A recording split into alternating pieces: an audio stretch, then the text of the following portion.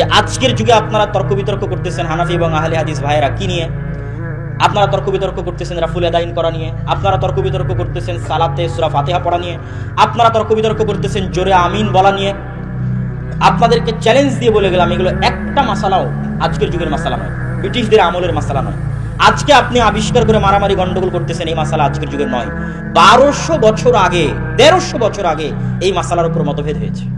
সাহাবীদের মধ্যে মতভেদ হয়েছে, তাবেঈদের মধ্যে মতভেদ হয়েছে, বড় বড় ইমামের মধ্যে মতভেদ হয়েছে। ইমাম বুখারী সেই যুগে জুজু কিরাআত খালফাল ইমাম, কিরাআতুল ফাতিহা খালফাল ইমাম, ইমামের পিছনে সূরা ফাতিহা পড়তে হবে এই মর্মে সম্পূর্ণ আলাদা বই লিখে গেছেন ইমাম বুখারী।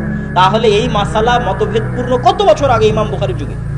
ইমাম আত-তিরমিজি তার গ্রন্থের মধ্যে জোরে আমিন এবং আস্তে আমিন উভয় মাসালার দলিল এবং কে কোন মাসালার পক্ষে তার বইয়ের মধ্যে লিখে গেছেন 1300 বছর আগে, 1200 বছর আগে।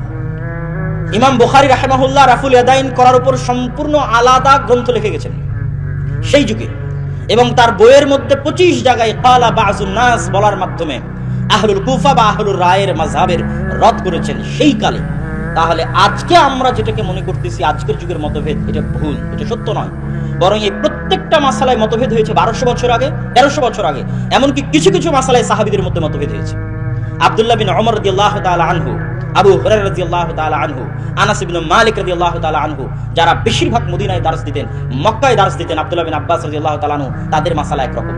আর আব্দুল্লাহ বিন মাসউদ রাদিয়াল্লাহু তাআলা আনহু কুফায় দার্স দিতেন, তার কিছু মাসালা একরকম, এবং তার অনুসারী যারা কুফায় ছিল তাদের মাসালা একরকম।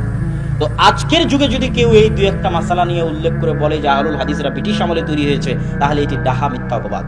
আহলুল হাদিসরা যেই মানহাজ বা যেই মাযহাব বা যেই ফিকহের উপর আমল করতে চায়, এটা ফিকহুস সালাফ, ফিকহ আহলুল হাদিস, অনেক পুরাতন, 1200 এবং 1300 বছরের পুরাতন।